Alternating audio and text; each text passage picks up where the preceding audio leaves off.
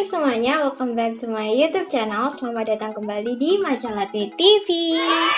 Dan di sini sesuai judulnya aku bakalan kasih tips ke kalian gimana sih tips-tips untuk belajar lebih efektif. Sebenarnya pintar itu perlu ya. Buat ya kadang ada perspektif bilang kalau cewek itu ngapain harus sekolah tinggi-tinggi gitu kan. Tapi menurut aku pendidikan itu sangat penting banget. Apalagi buat perempuan, kalian tahu kan udah diperjuangin sama tokoh besar kita, Raden Ajeng Kartini, dan pastinya kalian nggak boleh sia-siain itu semua karena di daerah tempat tinggal aku itu banyak banget yang perempuan nggak laki-laki sama aja, kayak putus sekolah gitu, kayak mungkin SMP aja tuh nggak lulus gitu loh, jadi kan sayang banget. So di video kali ini aku bakalan kasih tips ke kalian biar kalian itu tetap rajin belajarnya, biar nggak bosan aja gitu loh. And sebelum kalian lanjutin nonton videonya, please like, comment, dan subscribe dulu ya, karena subscribe itu gratis. Oke, next di tips yang pertama yaitu jangan terpaku pada waktu. Biasanya aku tuh belajar yang paling masuk itu pada waktu pagi hari, sekitar jam 2 sampai jam 4 sampai subuh lah kira-kira gitu. Jadi kalau misal aku kan kalau belajar kan ya itu nggak efektif sih kalau cuma ada tes gitu. Jadi kalau misal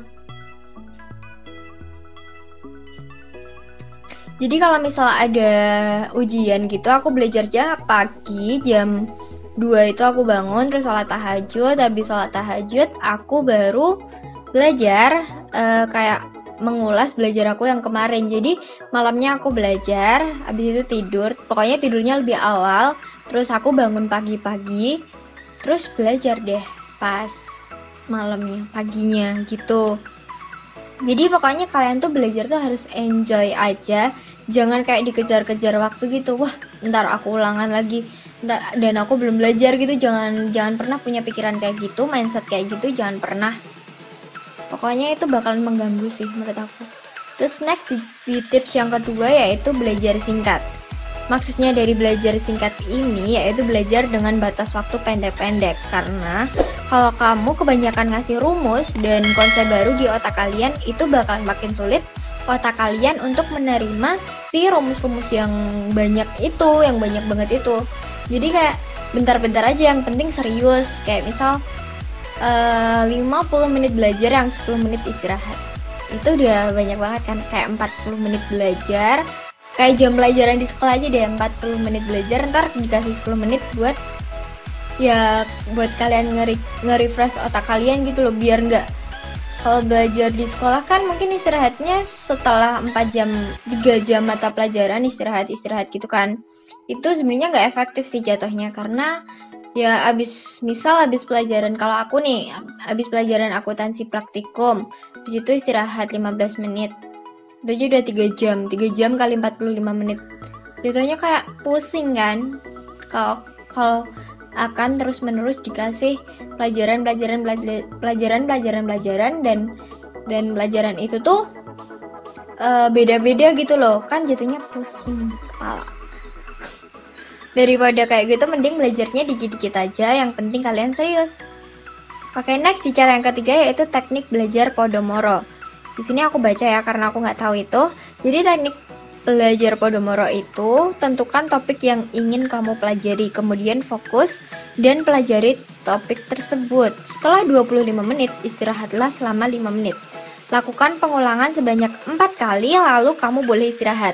Tapi jangan langsung main HP ya, karena intinya pokoknya setiap pelajaran diberi jeda istirahat. Jadi kayak 25 menit, terus istirahat 5 menit. Terus diulang lagi selama 4 kali. Itu namanya teknik belajar Pomodoro. Itu kayaknya ada aplikasinya nggak sih? Coba deh ntar kita cek ya.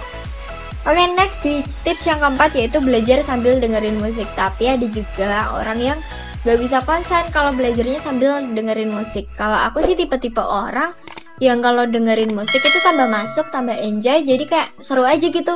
Tapi kadang lebih banyak kan lagunya yang masuk, jadi kayak kita have fun sambil nyanyi gitu. Tapi ya ntar kalau kita ingat lagunya, oh ya kemarin aku dengerin lagu ini pas aku lagi belajar ini nih, gitu. Biasanya aku tuh gitu. Jadi aku lebih suka kalau belajar sambil dengerin musik. Di tips yang terakhir itu adalah ganti suasana belajarmu. Karena 20% mood belajar kamu itu ada di suasana. Kalau kamar kalian berantakan, kalian gak mungkin kan belajar di kamar. Pasti yang pengen malah rebahan terus. Coba deh sekali-sekali kalian belajar di luar rumah. Di luar rumah kayak misal rumah aku kan kayak dikelilingin banyak pohon-pohon gitu. Jadi aku sering banget belajar di rumah. Sekaligus kayak cari pemandangan aja gitu, kayak mata buat nge-refresh mata kita yang kayak kalau misal belajarnya di rumah terus tuh kayak menatap apa ya, kayak tembok dan tembok lagi gitu loh. Kasihan kan matanya, biar bisa berjelajah yang hijau-hijau. Apalagi kalau rumah kalian tuh deket sawah gitu ya, atau rumah kalian tingkat terus bawah bisa lihat jalanan gitu, udah itu mantap banget sih. Aku bakalan betah kalau kayak gitu. Oke, jadi cuma itu aja tips-tips yang aku kasih ke kalian. Semoga bermanfaat dan jangan lupa di like, comment, and subscribe di bawah. Jangan lupa follow Instagram aku di @erindarmd dan bye, see you in my next video. I love you.